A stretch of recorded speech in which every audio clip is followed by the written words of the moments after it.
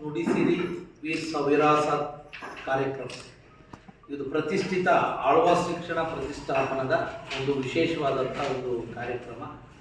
ಸಾಂಸ್ಕೃತಿಕ ವೈಭವ ಚನ್ನರಾಯಪಟ್ಟಣ ಘಟಕ ಈಗಾಗಲೇ ಪೂರ್ವಭಾವಿಯಾಗಿ ಹಾಸನದಲ್ಲಿ ಈಗಾಗಲೇ ಒಂದು ಮೀಟಿಂಗ್ ಕೂಡ ಯಾವ ರೀತಿ ಆಗಬೇಕು ಅನ್ನೋದ್ರ ಬಗ್ಗೆ ಅನಿಲ್ ಅವರು, ಲೋಕೇಶ್ ಅವರು, ಸತ್ಯನಾರಾಯಣ, ವೆಂಕಟೇಶ್ ಇವರೆಲ್ಲರೂ ಕೂಡ ಹೋಗಿ ನಮ್ಮ ಸೂಚನೆ ಮೇರೆಗೆ ಅವಕಾಶವನ್ನು ಮಾಡ್ಕೊಂಡು ಬಂದಿದ್ದಾರೆ.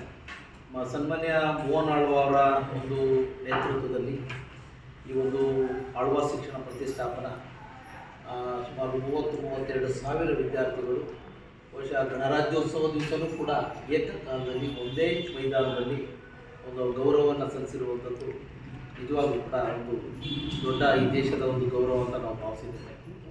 ಈ ಹಿಂದೆ 2 ಬಾರಿ ಆಳ್ವಾಸ್ ನುಡಿಸಿರಿ ವಿರಾಸತ್ ಕಾರ್ಯಕ್ರಮವನ್ನು ಯಶಸ್ವಿಯಾಗಿ ನಮ್ಮ ತಾಲೂಕಿನಲ್ಲಿ ನೆರವೇರಿಸಿದ್ದೇವೆ. ಮಧ್ಯದಲ್ಲಿ ಕೊರೋನಾ ಇಂಥ ಒಂದು ಸನ್ನಿವೇಶಗಳು ಬಂದಂಥ ಸಂದರ್ಭದಲ್ಲಿ ಇದು ಪೋಸ್ಟ್ಪೋನ್ ಆಗ್ತಾ ಬಂದಿದೆ.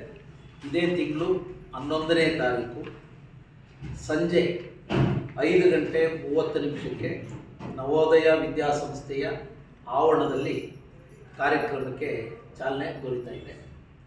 ಆ ಸಂದರ್ಭದಲ್ಲಿ ವೇದಿಕೆ ಕಾರ್ಯಕ್ರಮ ಕೇವಲ 45 ನಿಮಿಷಗಳು ಮಾತ್ರ ಇರುತ್ತೆ. ಈ ಸಂದರ್ಭದಲ್ಲಿ ಈ ನಾಡಿನ ಕಲೆ ಸಾಹಿತ್ಯದ ಒಂದು ಮೆರಗನ್ನು ಹೆಚ್ಚು ಮಾಡುವಂಥ ಒಂದು ವಿಶೇಷವಾದಂಥ ಕಾರ್ಯಕ್ರಮ.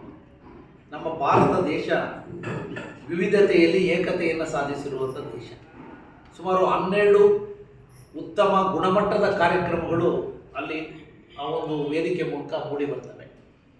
ಒಂದು ಶಾಸ್ತ್ರೀಯ ನೃತ್ಯ ಬೋ ಶಂಭೋ, ಆಂಧ್ರದ ಜನಪದ ಬಂಜಾರ ನೃತ್ಯ, ಬಡಗತಿಟ್ಟು ಯಕ್ಷಗಾನ ಶ್ರೀರಾಮ ಪಟ್ಟಾಭಿಷೇಕ, ಮಣಿಪುರಿ ಸ್ಟಿಕ್ ಡ್ಯಾನ್ಸ್, ಶಾಸ್ತ್ರೀಯ ನೃತ್ಯ ನವದುರ್ಗೆಯರು, ಗುಜರಾತಿನ ಗಾರ್ಬಾ ಮತ್ತು ದಾಂಡಿಯ, ಮಲ್ಲಕಂಬ ಮತ್ತು ರೋಪ್ ಕಸರತ್ತು, ಡೊಳ್ಳು ಕುಣಿತ, ಸೃಜನಾತ್ಮಕ ನೃತ್ಯ, ಕಥಕ್ ನೃತ್ಯ ವರ್ಷಧಾರೆ, ಶ್ರೀಲಂಕಾದ ಕ್ಯಾಂಡಿಯನ್ ನೃತ್ಯ, ಬಡಗುತಿಟ್ಟು ಯಕ್ಷಗಾನ ರಾಸಲೀಲೆ, ಪುರಲಿಯ ಒಂದೇ ಮಾತರ, ಒಟ್ಟು 12 ಕಾರ್ಯಕ್ರಮಗಳು ವೇದಿಕೆ ಮೇಲೆ ಜರುಗತಕ್ಕಂಥದ್ದಕ್ಕೆ ಅವಕಾಶ ಇದೆ.